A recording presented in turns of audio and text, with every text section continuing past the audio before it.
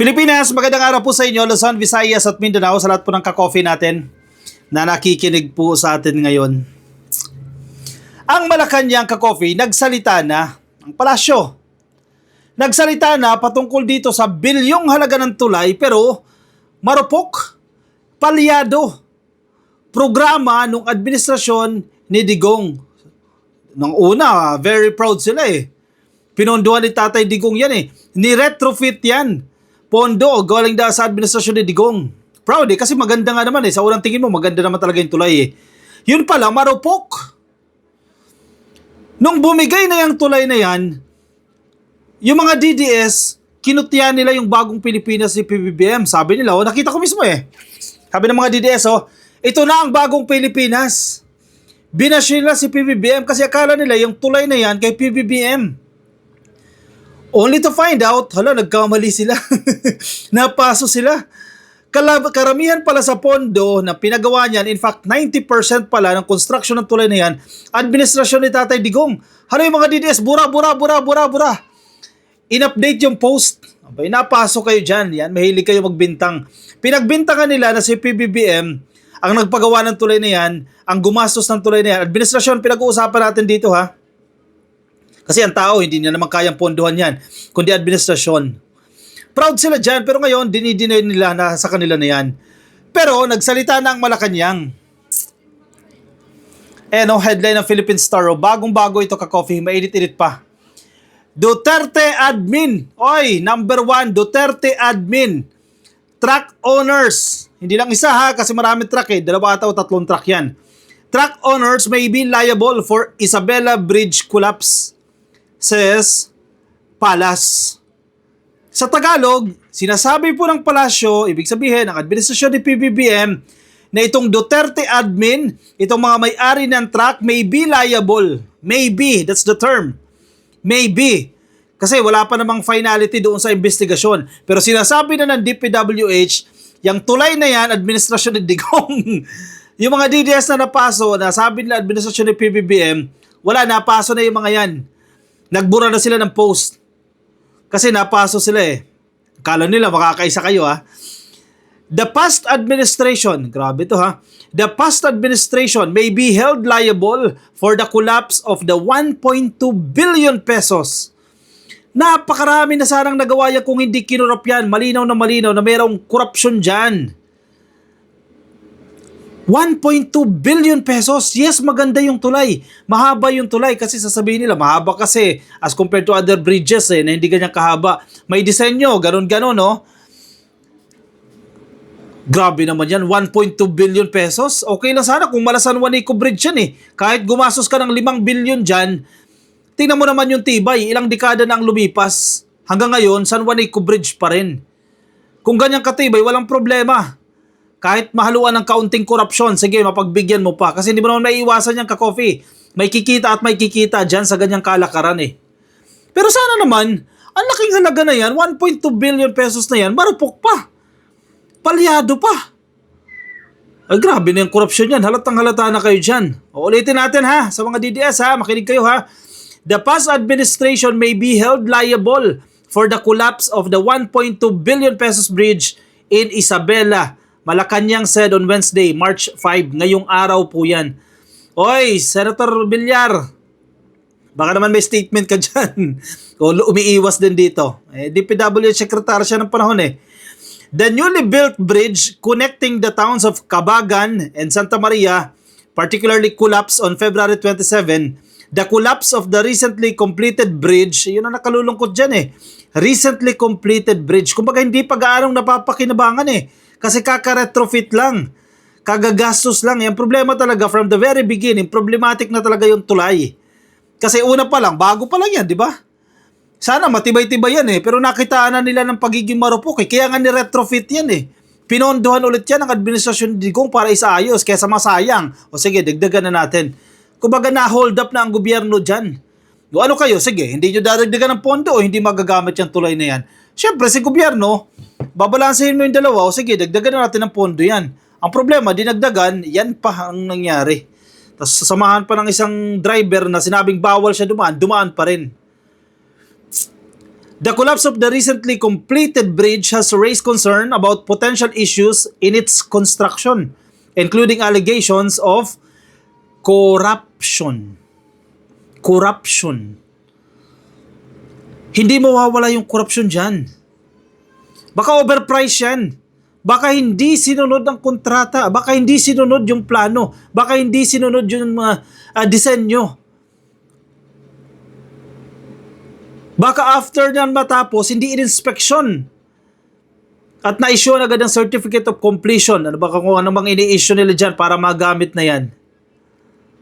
In a press conference, Palace Press Officer Claire Castro, matapang tong si Atty. Claire bibirahin kayo niyan Palace Press Officer Claire Castro told reporters that 90% of the bridge was built during the term of former President Rodrigo Duterte.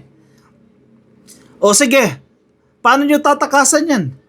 Paano nyo babaluktutin yung storya na yan? May records.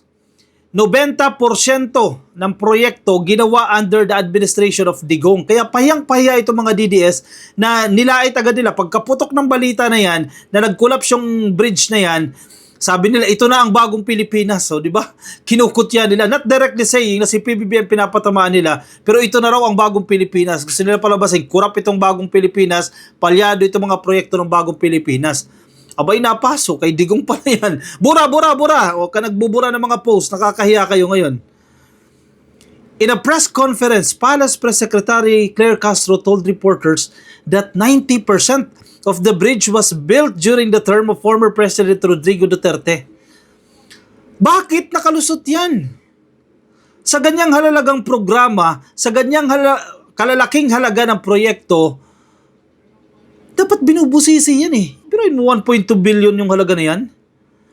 Dapat binusisi yan. O baka may nagpabaya dyan sa side ng DPWH, baka hindi nyo inayos yung trabaho ninyo dyan. Baka pinalusot yung mga kontraktor. Baka wala nang checking na nangyari dyan. Diba? Walang inspection.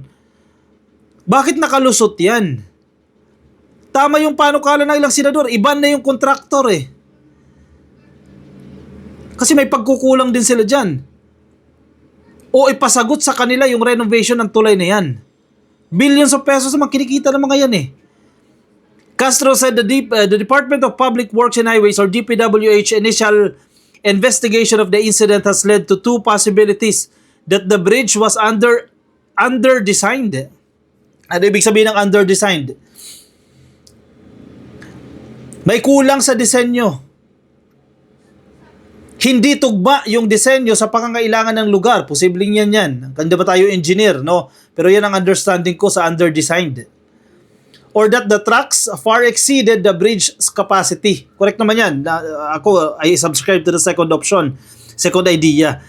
Na hindi nga kaya ng tulay na yan. Kasi ang alam ko, 400 tons lang ang kaya niyan. Yung truck, 1,000 tons. Ang bigat niya. Tapos lumusot pa rin dahil matigas ang ulo, no? Tingnan niya natin ibig sabihin ng underdesigned para matuto rin tayo.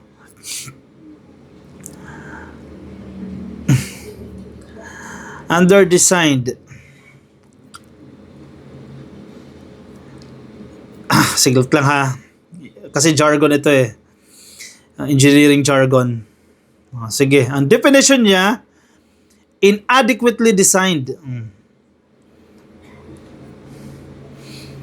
Hindi sapat ang pagkakadesenyo. Binalahura, minadali. Yan.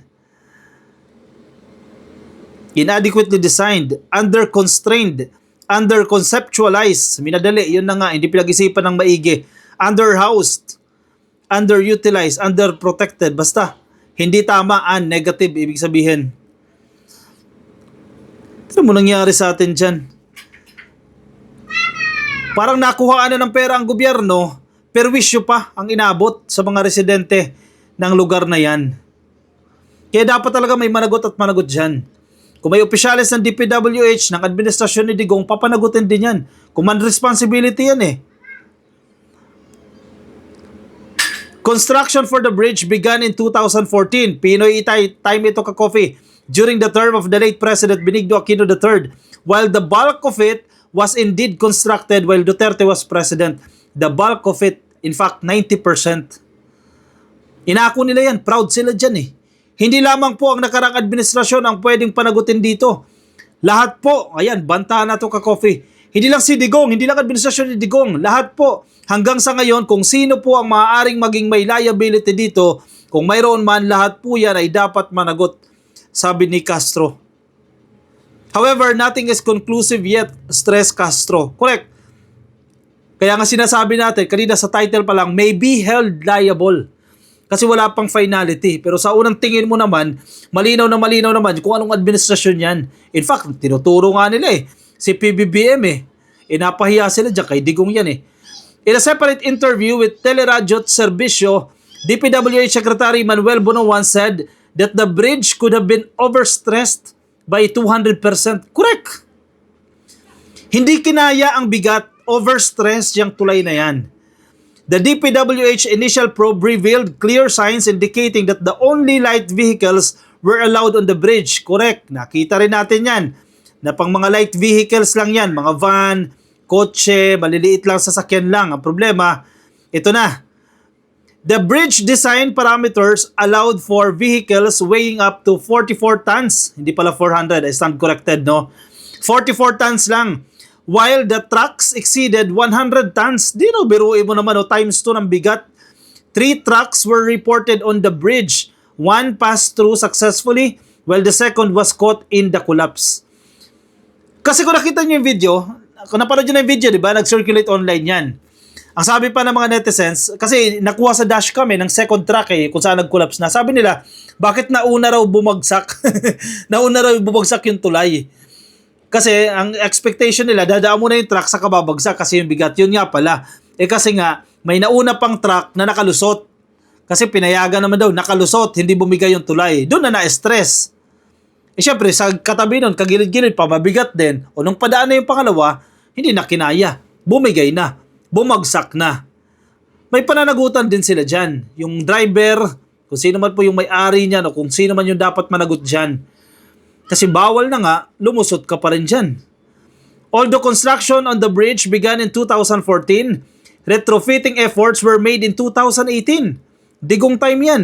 Followed by additional measures in 2021. Digong time na naman yan to make the bridge more resistant to earthquakes. DPWH has yet to confirm the confirmatory loading tests of the bridge following these adjustments. Hence, testing it with light vehicles first, Bonoan said. Nako, bilisan yung investigasyon na yan para may managot. Yung dapat parusahan, dapat mag-penalty, dapat gumastos sa rehabilitation ng tulay na yan. Kasi naman pwede magsisihan na lang Kasi kawawa yung mga residenteng apektado ng pagsasara ng tulay na yan Diba? Agad-agad, i-rehabilitate na yan. Pero usapin na yan, sino yung gagastos dyan? Managot yung dapat managot, pagastosin sila dyan. Kay kontraktor o kahit ano man, mag-sharing dyan. Depende kung ano yung magiging arrangement. Kasi hindi pwedeng tumigil dyan. Hindi pwedeng walang gawin dyan. Diba? Ayaw din naman natin. Definitely si PBBM, ayaw niya naman yung mga opisyalis niya na turo lang ng turo. Siya kasalanan niya, etc. Siya managot. But we have to move forward. Papanagutin yung dapat managot at mag-move forward sa rehabilitation. Ayusin yung tulay na yan. Diba? Para magamit ulit yan. Kasi billions of pesos ang ginastos ng gobyerno dyan. 1.2 billion pesos ang ginastos. Siyempre, yung iba dyan napunta sa bulsa ng kung sino man. At dapat managot yung mga taong yan. O siya, sige. Antay tayo ka-coffee ng update dyan. At least kahit pa paano, confirmed, decided, ang palasyo, sinasabi nila, managot yung dapat managot, yung previous administration, kung napatunayan na sila may liability dyan, panagutin yan. Hindi lang administration, hindi lang previous administration, kundi yung ibang sangkot pa sa insidente na yan. O siya, sige. I-komento ang inyong opinion, reaction dyan sa comment section para mabasa po yan ng iba natin mga ka-coffee. Invite ko na rin kayo ka-coffee sa Facebook ha. Yung mga nakikinig po sa atin sa Facebook, baka di pa kayo naka-like and follow. Pasayo na lang ka-coffee ng like and follow. Yung mga nasa YouTube, click lang po na subscribe dyan sa baba and hit the notification icon para updated din kayo sa ating mga bagong upload. O siya, sige. Okay, pansamantala mo nagpapaalam sa inyo. Kita-kita tayo sa ating susunod na video and kape tayo. Bye-bye everyone.